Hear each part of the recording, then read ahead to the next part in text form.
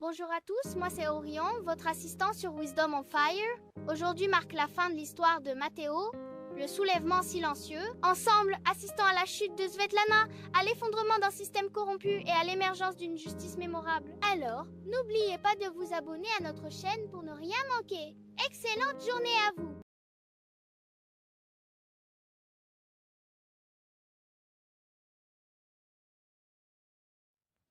Le juge prononce les condamnations.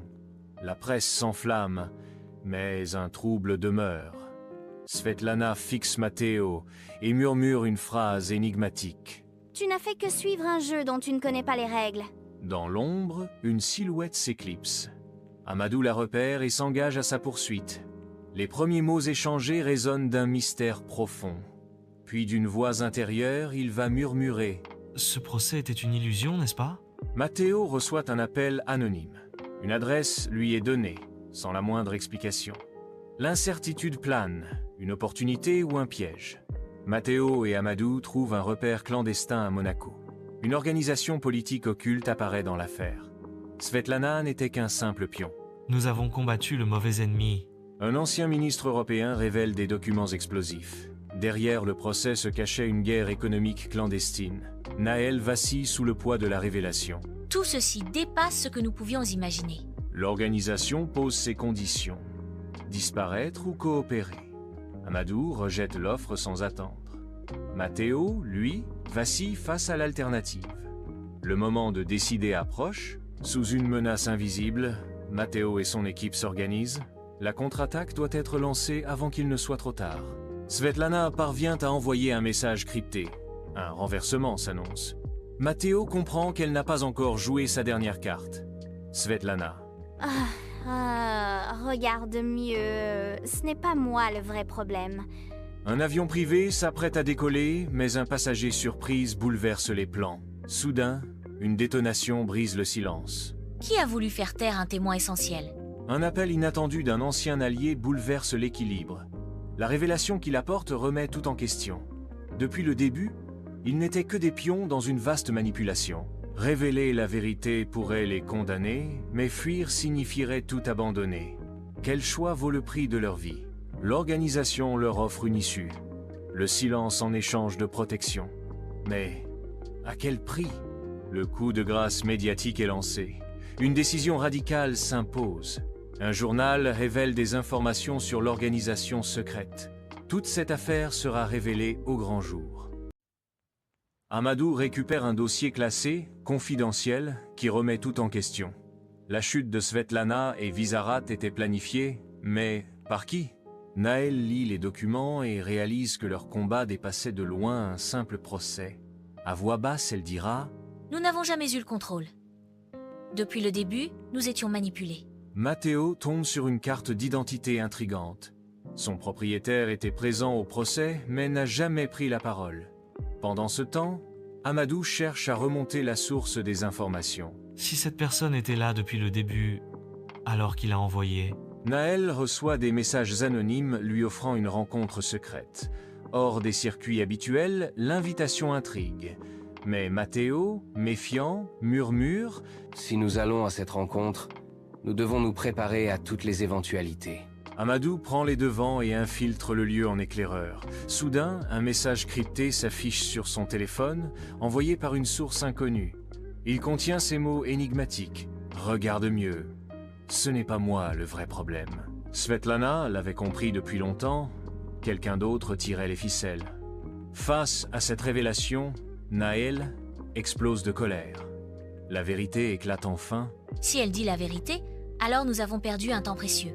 Matteo prend une décision radicale. Un avion privé est prêt à décoller avec un passager inattendu.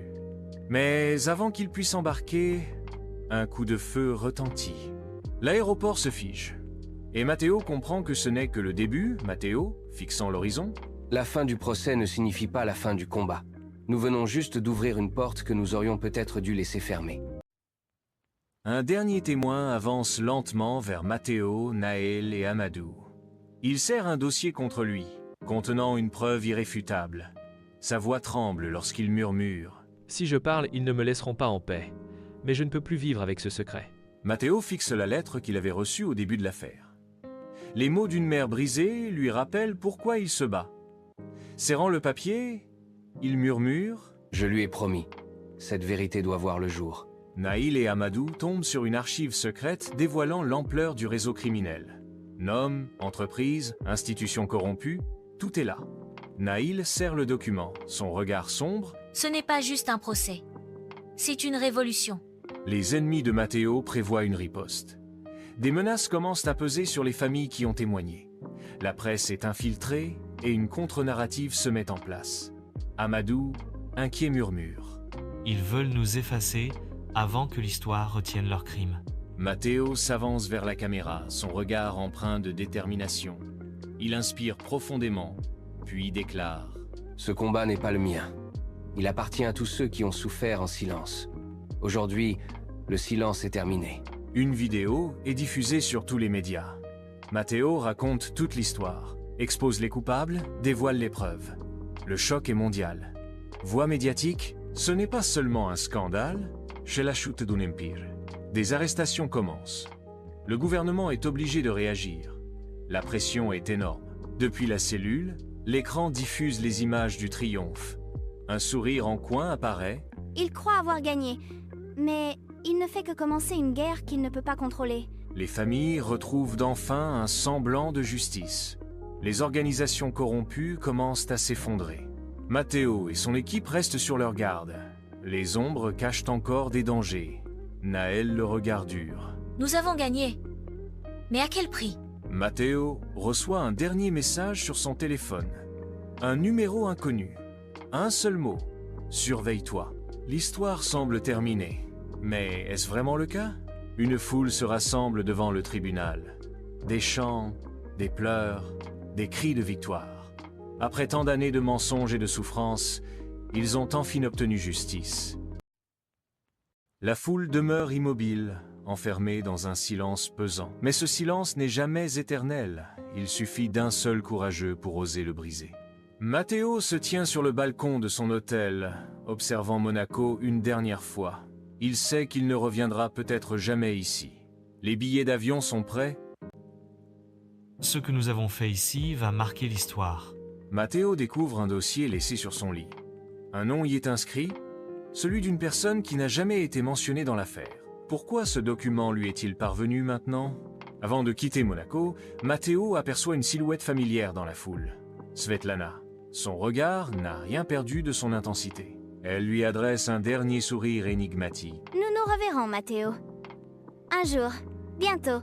L'équipe embarque enfin. Mais un pressentiment persiste. Ce combat est-il vraiment terminé? Le monde est changé? Mais les ombres continuent de bouger. Dans un bureau, des hommes en costume fixent l'écran où apparaît Matteo. Un verre se pose sur la table dans un léger bruit sourd. Puis, une voix brise le silence. Voix inconnue. Il pense avoir gagné. Il n'a fait que réveiller ce qu'il aurait dû laisser dormir.